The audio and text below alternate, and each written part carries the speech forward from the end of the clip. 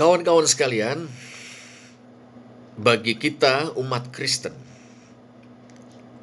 baik nubuatan dalam Yesaya 7 ayat 14 maupun Yesaya 8 ayat 23 sampai 9 ayat 6 digenapi sepenuhnya dalam Yesus Kristus. Memang nubuatan-nubuatan itu sudah digenapi dalam diri Hizkia, putra Raja Ahaz. Tapi penggenapan tersebut penggenapan historis yang belum penuh, masih parsial, dan menunggu penggenapan sepenuhnya atau seutuhnya. Dan itu terjadi dalam Yesus Kristus Tuhan kita. Nah, penggenapan itu berlangsung dalam suatu periode atau kurun waktu yang lazim dalam perjanjian baru dinamakan hari-hari terakhir, zaman akhir, atau akhir zaman. Ya. Nah, periode atau kurun waktu itu meliputi kedatangan Kristus yang pertama, yang sekarang kita peringati, kita rayakan hari Natal, sampai dengan kedatangannya yang kedua. Dan cakupannya jauh lebih luas daripada penggenapan dalam diri Hizkia. Karena bukan hanya mencakup Yehuda dan Israel saja, tetapi seluruh dunia, yang meliputi semua orang percaya dari segala abad dan tempat. Nah, sejak kedatangan Kristus yang pertama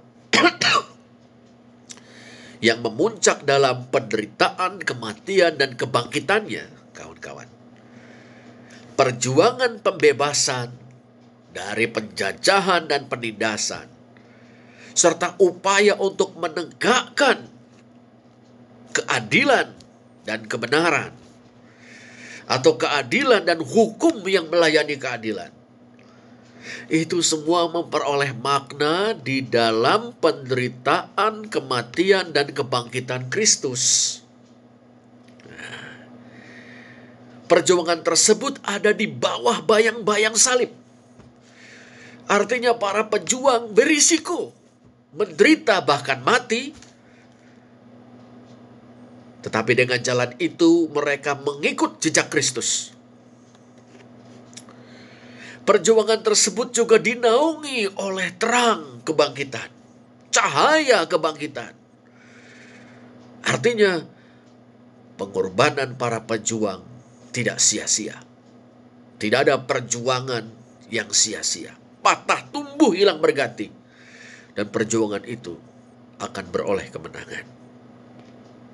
Akan tetapi perjuangan demi pembebasan, keadilan, dan kebenaran itu tidak boleh berhenti dan tidak akan berhenti sebelum Kristus datang untuk kedua kalinya. Kenapa? Karena kemenangan yang diraih belum final. Entah itu revolusi Bolshevik 1917, revolusi Tiongkok 1949, revolusi Kuba 1959, maupun perjuangan-perjuangan pembebasan lainnya. Kemenangan yang diraih belum final.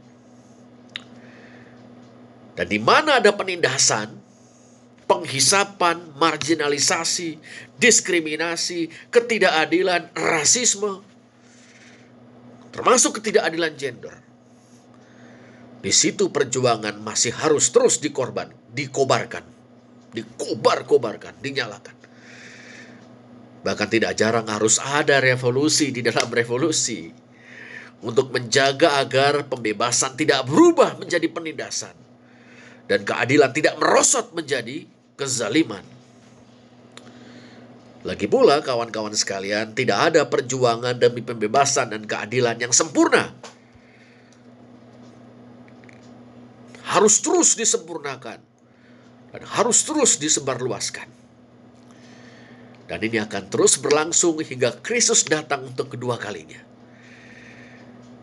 Nah, pada saat Kristus datang untuk kedua kalinya itulah semua perjuangan demi pembebasan dan keadilan akan disempurnakan. Dan saat itulah kerajaan Allah terwujud sepenuh-penuhnya. Kawan-kawan sekalian, sekarang dalam terang Kristus, anak sejati yang dijanjikan itu, mari kita lanjutkan perjuangan kita demi pembebasan dan keadilan. Sambil terus memurnikan motivasi kita. Kita berjuang karena kita percaya kepada Allah yang berpihak kepada kaum yang miskin, yang terhisap, tertindas, dan terpinggirkan. Kita berjuang karena cinta kepada sesama, yang seperti halnya mereka telah diciptakan menurut gambar Allah. Khususnya mereka yang miskin, terhisap, tertindas, dan terpinggirkan.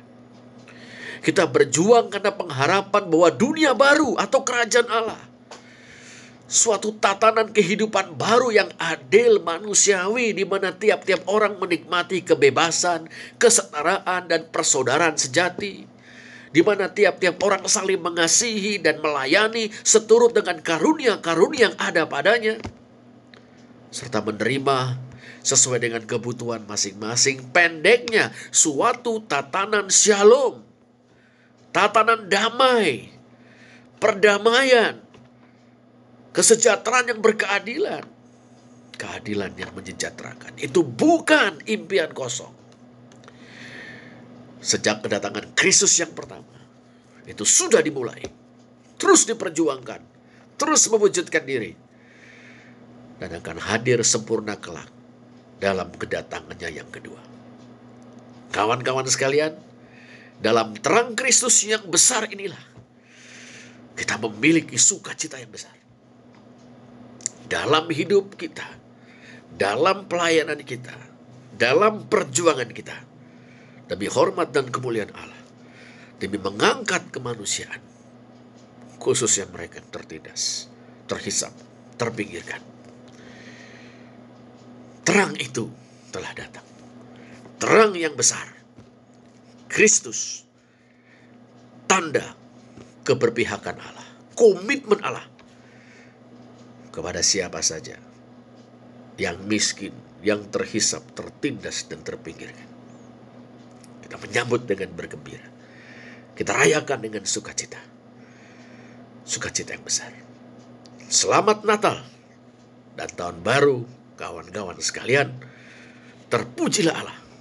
Terpujilah Kristus. Terpujilah Roh yang Kudus. Tuhan memberkati kita sekalian. Amin.